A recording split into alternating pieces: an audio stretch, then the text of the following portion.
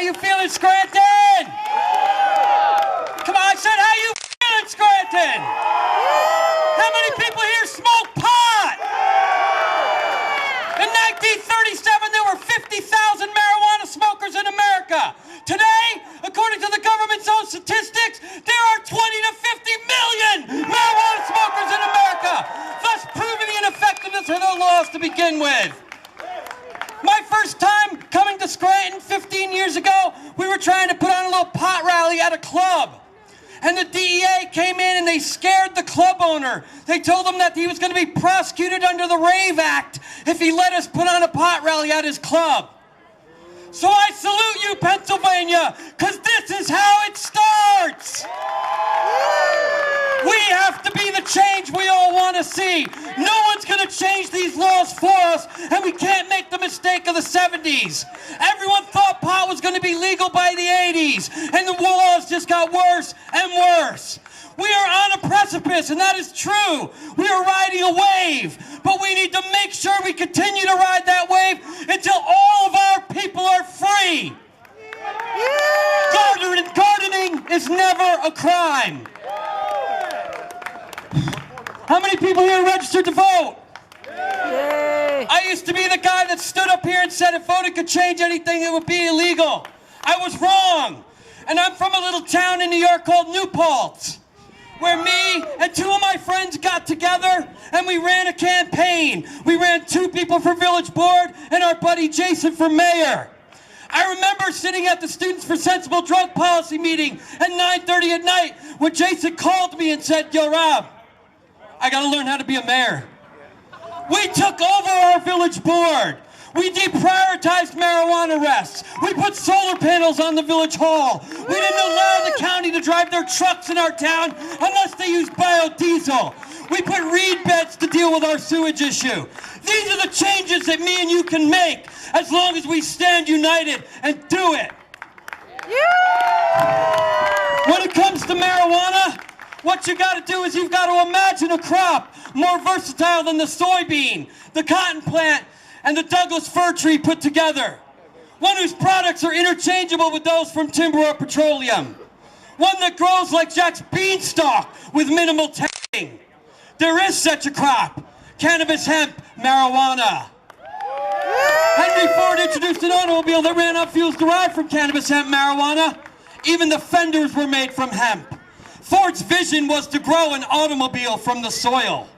Wow. I'm sick and tired of being a conscientious objector in their war on drugs. I'm sick and fucking tired of watching them drag away my brothers and sisters, one by one, for smoking a plant that God, John Jehovah, gave us. How long are we willing to peacefully stand by? The first 2 drafts of the Declaration of Independence, they were written on cannabis hemp paper. The daughters of the American Revolution sewed hemp linens for the Continental Army.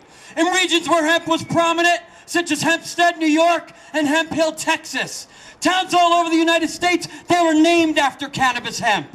Perhaps the most unfortunate aspect of the anti-marijuana legislation is that it defines a crime, which is a crime without any victim. I'm sick and tired of always having to look over my shoulder. I look at my rearview mirror and the cops, they're pulling me over. I'm sick and fucking tired of being searched and harassed time and time again. It's time we stood up and say no, like in the days of Nancy Reagan. No. Can I search your car? No. Can I search your house? No. Can I search your pockets? No. Can I search your dorm room? No. And friends don't rat out friends ever.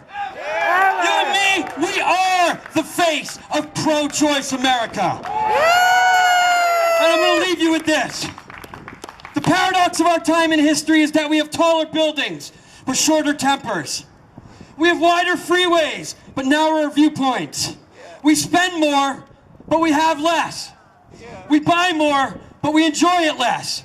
We have bigger houses and smaller families, more conveniences and less time. We have more degrees and less depth, more knowledge but less judgment, more experts but more problems, more medicine but less wellness. Disarmament with mutual honor and confidence is a continuing imperative. Today we must learn how to compose differences not with arms, but with intellect and decent purpose. Another war could utterly destroy this civilization which has been so slowly and painfully built over thousands of years. We must guard against the acquisition of unwanted influence, whether sought or unsought, by the military and prison industrial complex. The CIA's pushing crack in the ghettos of LA, while the food crops in Colombia get sprayed by the DEA. The FBI's reading your email with something called the carnivore, while the rich are getting richer and the poor are staying poor. They're launching nuclear-powered ships up into space. When they lax and wipe out half the human race, they're putting radioactive waste into your silverware, or maybe your toaster, or perhaps your wheelchair. The Air Force is bombing Iraq every other day. They don't like their government, so their children have to pay. And the ozone hole is growing. The sheep are going blind, while the U.S. spends more on arms than the rest of the world combined. Journalists are getting fired from San Jose to Atlanta when they write about reality, not some fluff piece for Fanta. A death threat every week, and sometimes life is short when the truth is too dangerous for someone to report. And who will tell the people that free speech is a ruse? Big corporations run our country, and then they make our news. Is it media or mind control? Heroic victories or crimes? Who will tell the people that we're living in these times?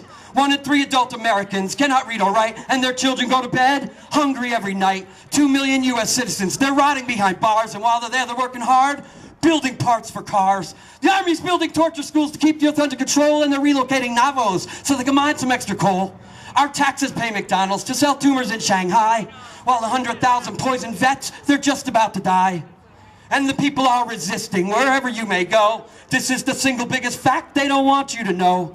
From New Delhi to New Mexico, there are battles going on, and the darkest hour, it's just before the dawn. In Berkeley and New York, they raided radio stations. They tried to turn the voice of the people into the voice of the big corporations. Will we seize the airwave, wipe the sweat off of our brow, stand and face the beast, shout democracy now? Who will tell the people that free speech is a ruse? Big corporations run our country, and then they make our news. Is it media or mind control? Heroic victories or crimes? Who will tell the people that we're living in these times? I want to thank each and every one of these guys for being here. I want to thank Jeff for inviting me. I want to thank all the organizers that put their time and effort in. This time, when you find out that this is going to happen again, you're going to bring 10 or 20 of your friends so that we see 2,000 people here and then 10,000 people here, and we can see the change we all want. We are the largest voter bloc in the United States. If everyone takes the vow that I took that says, I will never vote for another politician ever again that wants to put me, you, or my friends in jail for smoking a plant. And the last thing I'm going to say, people say if you don't like it here, why don't you leave? I'm a United States Navy veteran. I fought for my country. I love my country. And I want my country back. Are you guys going to help us get it? Thank you, guys.